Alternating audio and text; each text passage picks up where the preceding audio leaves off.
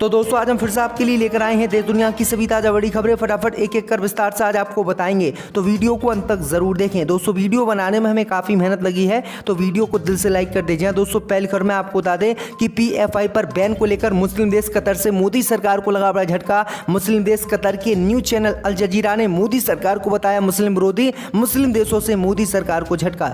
वही आपको बताएंगे दोस्तों की 6 अक्टूबर को भारत जोड़ो यात्रा में शामिल होंगी सोनिया गांधी, राहुल गांधी को मिलेगा मां का साथ। वहीं आपको बताएंगे दोस्तों कि कंगना रनावत ने चुनाव लड़ने का किया ऐलान, बीजेपी से लड़ सकती हैं कंगना रनावत चुनाव। वहीं आपको बताएंगे दोस्तों कि मुलायम सिंह यादव की तबीयत बिगड़ी, गुरुग्राम के मेदांता अस्पताल के ICU में किए गए भर्ती।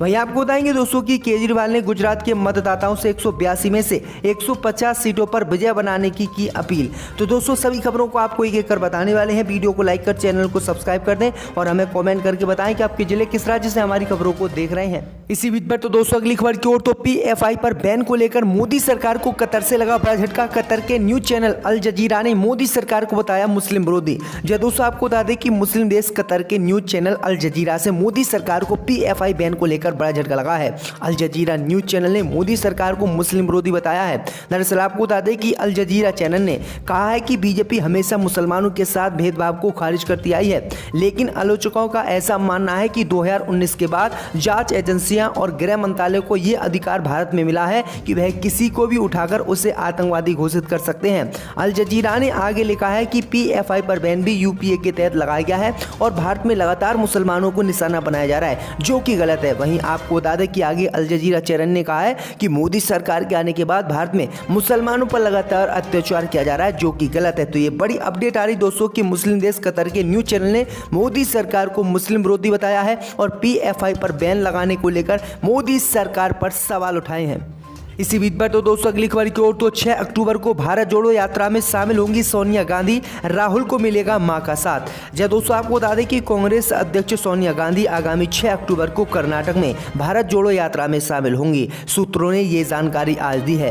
फिलहाल ये साफ नहीं है कि सोनिया गांधी अकेले इस यात्रा में शामिल होंगी या उनके साथ उनकी बेटी और कांग्रेस महासचिव प्रियंका गांधी वाड्रा भी अपनी मां के साथ राहुल गांधी की भारत जोड़ो यात्रा में शिरकत करेंगी। इन दोनों यात्रा कर्नाटक में है और राहुल गांधी अगले 21 दिन कर्नाटक में 511 किलोमीटर की यात्रा करेंगे। ऐसा पहली बार होगा जब सोनिया गांधी यात्रा में भाग लेंगी। राहुल गांधी ने जब भारत जोड़ो यात्रा की शुरुआत की थी उस समय कांग्रेस अध्यक्ष सोनिया गांधी मेडिकल चेकअप के लिए विदेश गई हुई थी। तो ये बड़ी अपडेट आ रही दोस्तों। इसी बीच पर तो दोस्तों अगली खबर की ओर, तो मुलायम सिंह यादव की तबीयत बिगड़ी, गुरुग्राम के मेदांता अस्पताल के ICU में हुए भर्ती। जब दोस्तों आपको बता दें कि यूपी के पूर्व CM और समाजवादी पार्टी के नेता मुलायम सिंह यादव गुरुग्राम के मेदांता अस्पताल के ICU में भर्ती हैं।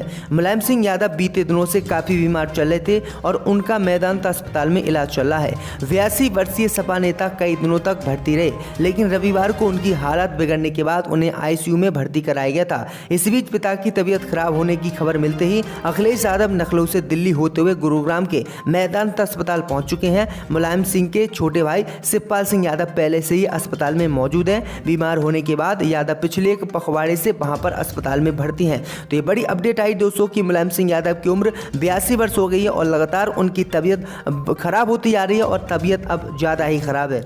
इसी बीच पर तो दोस्तों अगली खबर की ओर, तो बॉलीवुड एक्ट्रेस कंगना रनावत ने चुनाव लड़ने का किया ऐलान, कहा मुझे राजनीति में है रुचि।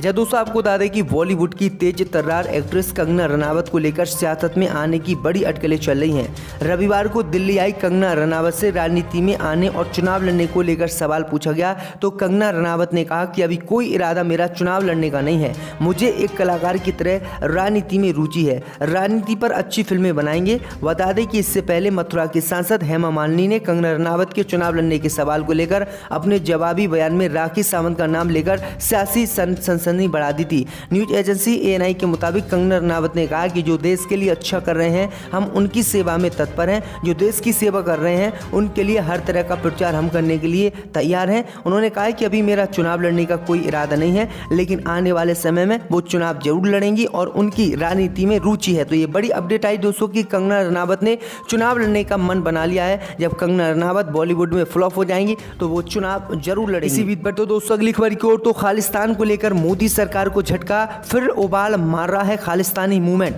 भटिंडा में दीवार पर लिखे गए खालिस्तानी समर्थक नारे।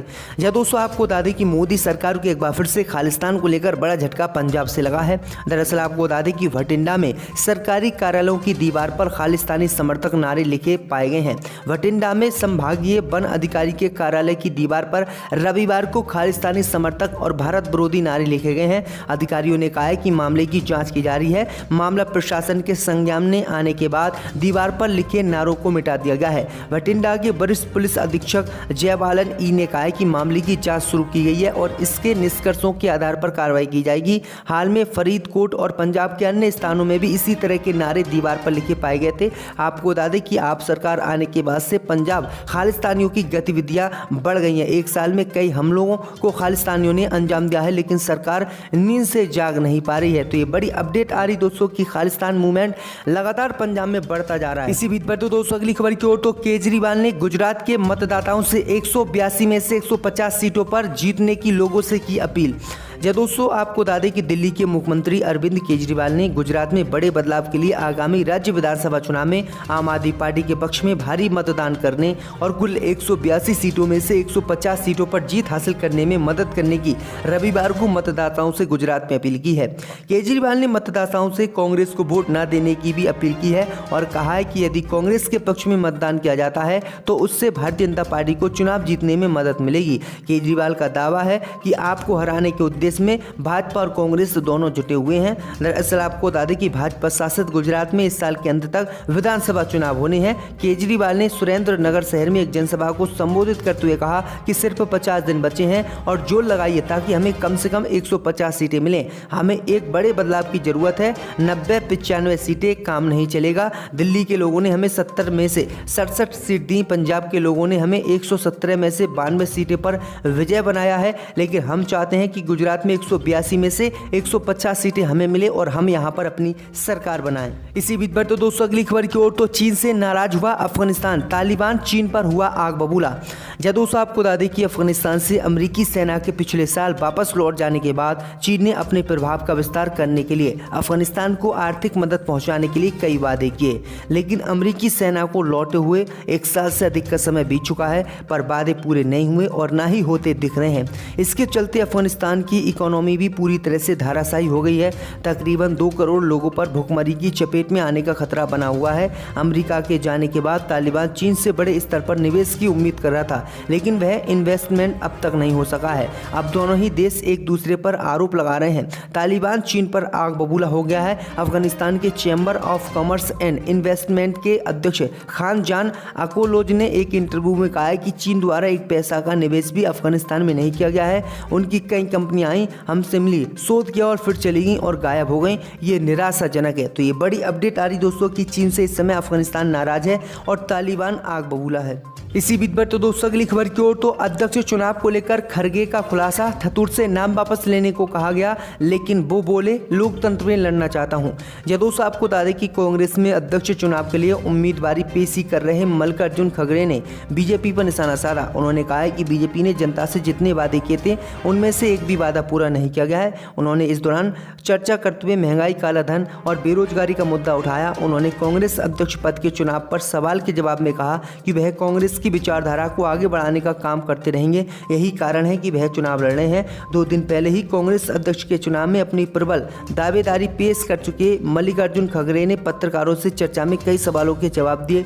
इस दौरान उन्होंने राज्यसभा से पद छोड़ने के मामले में भी खुलकर बात की। दरअसल आपको बता दें कि खड़गे का नाम कांग्रेस अध्यक्ष चुनाव में 1 दिन पहले ही जोड़ा गया है। गांधी परिवार की डिनर टेबल पर डिस्कस के बाद खड़गे का नाम आ गया है। अब उन्हें G23 का भी समर्थन मिल चुका है और गांधी परिवार का, इसलिए इनका अध्यक्ष बनना तय माना जा रहा है। वहीं आपको बता दें कि उन्होंने कहा है कि शशि थरूर से हमने वापस नाम लेने की बात कही थी, लेकिन उन्होंने नाम वापस लेने से इनकार कर दिया और कहा कि लोकतंत्र में वह चुनाव कांग्रेस अध्यक्ष का लड़ना चाहते हैं। ये प्रजातंत्र की भी हत्या हो रही है और गरीब इंसान की भी हत्याएं हो रही हैं। अगर उसके आम आदमी कोई ऐसा अपराध करता है तो उसे बंद कर दिया जाता है। अगर उनको संपैची में, सहानुभूति में जो लोग उनके साथ उनके दुख में खड़े होने का, उनको उठा के नज़रबंद कर दिया। लेकिन जिस आदमी ने ये कतल करे वो आदमी खुला कर रहा है। ये कहाँ का इंसाफ है और कहाँ का कानून है, हमारी तो समझ में नहीं आता कि देश अब किस तरफ जा रहा है। ये लॉ एंड ऑर्डर एनआरकी शुरू हो चुकी है।